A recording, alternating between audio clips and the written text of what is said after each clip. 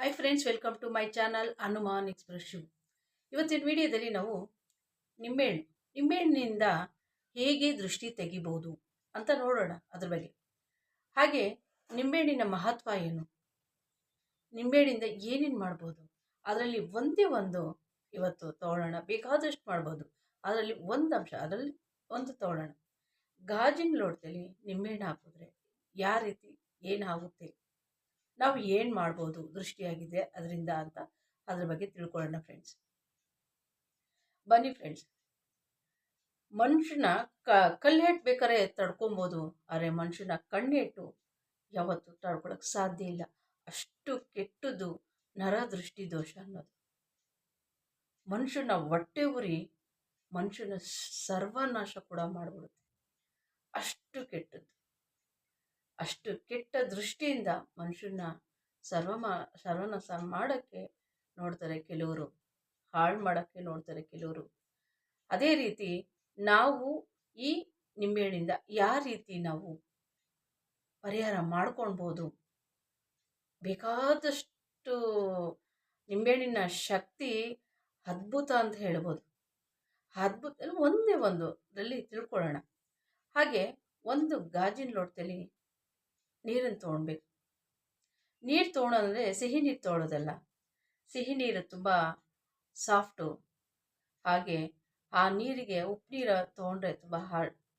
ಅದಕ್ಕೆ ನಾವು ಉಪ್ಪು ನೀರು ತೊಗೊಳ್ಳೋಣ. ಉಪ್ಪು ನೀರು ತೊಗೊಂಡ್ರೂ ನಾವು ಉಪ್ಪು ನೀರು ಸಿಕ್ಕಿಲ್ಲ ಅಂದರೆ ಸಿಹಿ ನೀರಿಗೆ ಸ್ವಲ್ಪ ಕಲ್ಲುಪ್ಪು ಹಾಕಿ ಬೆರೆಸಿದಾಗ ಅದು ಕೂಡ ನಮ್ಮ ನೆಗೆಟಿವಿಟಿನ ಹೇಳ್ಕೊಳ್ಳುತ್ತೆ. ನಮ್ಗೆ ಏನೇ ನೆಗೆಟಿವ್ ಇದ್ರೆ ಅದನ್ನು ಹೇಳ್ಕೊಳ್ಳುತ್ತೆ. ಅದಕ್ಕೆ ನಿಂಬೆಹಣ್ಣ 3 ಸಲ ಹೆಳಿ ತೆಗ್ದು, ಮನೆಯಲ್ಲಿ ನಮ್ಗೆ ಹೆಳಿ ತೆಗ್ದು ಅದಕ್ಕೆ ನಾವು ನಿಂಬೆಹಣ್ಣನ್ನ ಗಾಜಿನ ಲೋಟಕ್ಕೆ ಹಾಕಿ, ಪೂಜೆ ಏನು ಬೇಡ, ಯಾಕಂದರೆ ನಾವು ದೃಷ್ಟಿ ತೆಗಿತಾ ಇದ್ದೀವಿ, ಅದಕ್ಕೆ ಪೂಜೆ ಮಾಡೋದು ಅದೇ ಅವಶ್ಯಕತೆ ಇಲ್ಲ. ನಮಗೆ ದೃಷ್ಟಿ ತಗೊಂಡು, ಮನೆಗೆ ದೃಷ್ಟಿ ತಗೊಂಡು ಅದಕ್ಕೆ ಹಾಕಿ.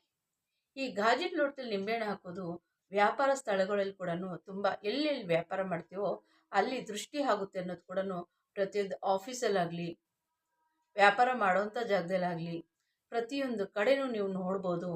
ಗಾಜಿನ ಲೋಟದಲ್ಲಿ ನೀರು ಹಾಕಿ ಅದರಲ್ಲಿ ಒಂದು ನಿಂಬೆಹಣ್ಣು ಹಾಕಿರ್ತಾರೆ. ತುಂಬ ಅದ್ಭುತವಾದದ್ದು ಇದು. ಪ್ರತಿಯೊಬ್ಬರು ಮಾಡಿ ಫ್ರೆಂಡ್ಸ್. ಹಾಗೆ ಮನೆಗಳಲ್ಲಿ ಕೂಡ ನೀವು ಈ ರೀತಿ ಮಾಡಿದ್ರೆ ತುಂಬಾ ಒಳ್ಳೆಯದು ಅಲ್ವಾ. ನಿಂಬೆಹಣ್ಣು ನಾವು ಗಾಜಿನ ಲೋಟದಲ್ಲಿ ನಿಂಬೆಹಣ್ಣು ಹಾಕ್ತೀವಿ, ಹಾಕಿದಾಗ ಅದು ನೀಟಾಗಿ ಕೆಳಗಡೆ ಹೋಗಿ ಕೂರುತ್ತೆ. ಕೆಳಗಡೆ ಹೋಗಿ ಕೂತಾಗ ಅದು ನಮಗೆ ಪರವಾಗಿಲ್ಲಪ್ಪ, ಯಾವುದು ನೆಗೆಟಿವಿಟಿ ಇಲ್ಲ ಅಂತ ನಾವು ಅಂತೀವಿ, ನೆಗೆಟಿವ್ ಇಲ್ಲ ಅಂತ ಅಂದ್ಕೊತೀವಿ. ಅದೇ ಅದು ಏನಾದ್ರೂ ನಾವು ಹಾಕಿದ ತಕ್ಷಣ ತೇಲಿದ್ರೆ ನಾವು ಏನು ಮಾಡಬೇಕು ಅಂದರೆ ಬದಲಾಯಿಸಿ ಫ್ರೆಂಡ್ಸ್. ಆ ನಿಂಬೆಹಣ್ಣ ಬದಲಾಯಿಸಿ. ಯಾವುದೇ ಕಾರಣಕ್ಕೂ ಹಾಕಿಟ್ಟಿದ ತಕ್ಷಣವೇ ಹಾಕಿದ್ದೀವಲ್ಲ ಅಂತ ಬಿಡಬೇಡಿ. ಮುಳುಗೋದ್ರೆ ಪರವಾಗಿಲ್ಲ, ಇಟ್ಟಿರಿ, ಒಳ್ಳೇದದು ಅಲ್ವಾ. ಹಾಗೆ ಪಾಸಿಟಿವ್ ಎನರ್ಜಿ ಇದೆ ನಿಮ್ಮ ಮನೇಲಿ. ನಿಂಬೆಹಣ್ಣ ಗ್ಲಾಸಿನ ಲೋಟದಲ್ಲಿ ಹಾಕಿದರೆ ಅದೇನಾದ್ರು ಮುಳುಗೋದ್ರೆ ಪಾಸಿಟಿವ್ ಎನರ್ಜಿ ಇದೆ. ಅದೇ ನಿಂಬೆಹಣ್ಣು ತೇಲಿದ್ರೆ ನೆಗೆಟಿವ್ ಇದೆ, ಮನುಷ್ಯನ ದೃಷ್ಟಿ ಬಿದ್ದಿದೆ, ಯಾರೋ ಏನೋ ನಮಗೆ ಮಾಟ ಮಾಡಿದ್ದಾರೆ, ಏನೋ ತೊಂದರೆ ಆಗ್ತಾ ಇದೆ, ಆ ನಿಂಬೆಹಣ್ಣು ನಿಮಗೆ ತೋರಿಸುತ್ತೆ ಅಲ್ವಾ. ಆಗ ಆ ನಿಂಬೆಹಣ್ಣ ತೆಗ್ದು ನೀವು 4 ಹೋಳು ಮಾಡಿ ದೃಷ್ಟಿ ತೆಗೆದು 4 ಹೋಳು ಮಾಡಿ ಒಂದು ಪೇಪರಲ್ಲಿ ಸುತ್ತಬಿಟ್ಟು ಡಸ್ಟ್ಬಿನ್ಗೆ ಹಾಕ್ಬಿಡಿ. ಆ ನೀರು ಯಾರು ತೊಳಿದೇ ಇರೋ ಜಾಗಕ್ಕೆ, ಇಲ್ಲ ಸಿಂಕ್ಗೋ, ಇಲ್ಲ ಮರದ ಕೆಳಗಡೆನೋ ಹಾಕ್ಬಿಡಿ. ಮತ್ತೆ ನೀವು ಅದೇ ಥರ ಉಪ್ಪು ನೀರು ಹಾಕಿ ಅದಕ್ಕೆ ನಿಂಬೆಹಣ್ಣ ಹಾಕಿ.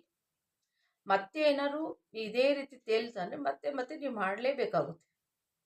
ಪರಿಹಾರ ಆಗೋವರೆಗೂ ನೀವು ಮಾಡಲೇಬೇಕಾಗುತ್ತೆ.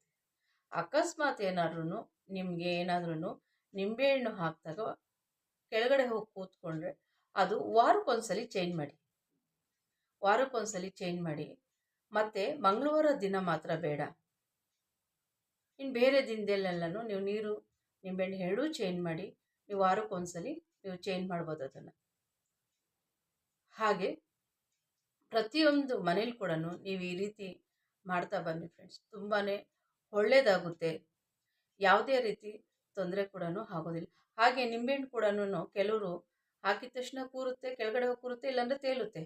ಕೆಲವ್ರಿಗೆ ತುಂಬ ತೊಂದರೆ ಆಗಿದ್ರೆ ಅದು ಕೊಳಿತಾ ಬರುತ್ತೆ. ಮತ್ತು ಕಲರ್ ಸ್ವಲ್ಪ ಯೆಲ್ಲೋ ಕಲರಿಂದ ಸ್ವಲ್ಪ ಶೇಡಾಗಿ ಕೊಳ್ತಿರೋ ರೀತಿ ಕಲರ್ ಕೂಡ ಚೇಂಜ್ ಆಗುತ್ತೆ. ಈ ರೀತಿ ನಿಮಗೆ ಸೂಚನೆ ಕೂಡ ನಿಂಬೆಹಣ್ಣು ಕೊಡ್ತಾ ಬರುತ್ತೆ. ಆ ಥರದ್ದು ಏನಾದ್ರು ಆಯಿತು ಅಂದರೆ ದಯವಿಟ್ಟು ತಕ್ಷಣವೇ ಬದಲಾಯಿಸಿ ಅದನ್ನು ಹೋಲ್ಡ್ ಮಾಡಿ ಡಸ್ಟ್ಬಿನ್ಗೆ ಹಾಕಿಬಿಡಿ. ಮತ್ತೆ ಹೊಸ ನಿಂಬೆಹಣ್ಣು ತಂದು ಮತ್ತೆ ಹಾಕಿ ಇಡಿ. ಆ ನಿಂಬೆಹಣ್ಣ ಈಶಾನ್ಯ ದಿಕ್ಕು ಇಲ್ಲಾಂದರೆ ನೈಋತ್ಯ ದಿಕ್ಕು ಈ ದಿಕ್ಕಲ್ಲಿ ಇಡಿ, ತುಂಬಾ ಒಳ್ಳೆಯದು. ಅದನ್ನು ಇದೇ ರೀತಿ ನೀವು ಮಾಡ್ತಾ ಬನ್ನಿ, ಖಂಡಿತವಾಗ್ಲೂ ನಿಮಗಂತೂ ಒಳ್ಳೆಯದಾಗುತ್ತೆ.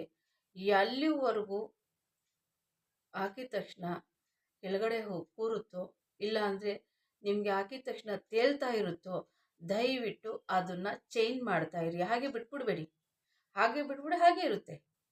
ಅಲ್ಲಿ ತೇಲುತ್ತಲ್ಲ, ಆ ತೇಲಿದಾಗ ಆ ನೆಗೆಟಿವ್ ಇರುತ್ತೆ ನೋಡಿ, ಆ ನೆಗೆಟಿವ್ನ ತೆಗೆದು ಬಿಡ್ಬೇಕು ನಾವು. ತೆಗೆದುಬಿಟ್ಟು ಅದನ್ನು ಹೋಗಿ ಕಟ್ ಮಾಡಿ 4 ಹೋಲ್ಡ್ ಮಾಡಿ ಆಚೆ ಬಿಸಾಕ್ತೀವಿ. ಈ ನಿಂಬೆಹಣ್ಣಿನ ಶಕ್ತಿ ಅದ್ಭುತ ಅಂತೀವಿ ಅಲ್ವಾ. ಇದೇ ರೀತಿ ನಿಂಬೆಹಣ್ಣಲ್ಲಿ ಸಾಕಷ್ಟು ಮಾಹಿತಿಗಳಿದೆ. ಒಂದೊಂದು ವಿಡಿಯೋದಲ್ಲಿ ನಿಮಗೆ ಒಂದೊಂದು ತಿಳಿಸ್ಕೊಡ್ತೀನಿ ಫ್ರೆಂಡ್ಸ್. ಈಗ ಗೊತ್ತಾಯ್ತಲ್ವ ಯಾವ ರೀತಿ ಮಾಡಬೇಕು. ಒಂದು ಗಾಜಿನ ಲೋಟದಲ್ಲಿ ನಾವು ನಿಂಬೆಹಣ್ಣು ಹಾಕಿದ್ರೆ ಯಾವ ರೀತಿ ನಮಗೆ ಪ್ರಯೋಜನ ಆಗುತ್ತೆ, ಯಾವ ರೀತಿ ನಮ್ಗೆ ಒಳ್ಳೆಯದಾಗುತ್ತೆ, ಯಾವ ರೀತಿ ನಾವು ಅದನ್ನು ನಮ್ಮಲ್ಲಿರೋ ನೆಗೆಟಿವಿಟಿ ಮನೇಲಾಗಲಿ ನೆಗೆಟಿವ್ ಹೇಗೆ ತೆಗೆದಿಬೇಕು ಅದು ಪ್ರತಿಯೊಂದು ತಿಳ್ಕೊಂಡ್ರಲ್ಲ. ಇದೇ ರೀತಿ ಪ್ರತಿಯೊಂದು ವಿಡಿಯೋದಲ್ಲಿ ತಿಳಿಸ್ಕೊಡ್ತೀನಿ. ಹಾಗೆ ಈ ವಿಡಿಯೋನ ಲೈಕ್ ಮಾಡಿ, ಸಬ್ಸ್ಕ್ರೈಬ್ ಮಾಡಿ, ಪ್ರೆಸ್ ಮಾಡಿ. ಎಲ್ಲೂ ಸ್ಕಿಪ್ ಮಾಡಿದ್ರೆ ಫುಲ್ ನೋಡಿರ್ತೀರಿ. ನಿಮ್ಮ ಸಪೋರ್ಟ್ ಮಾಡಿ ಫ್ರೆಂಡ್ಸ್.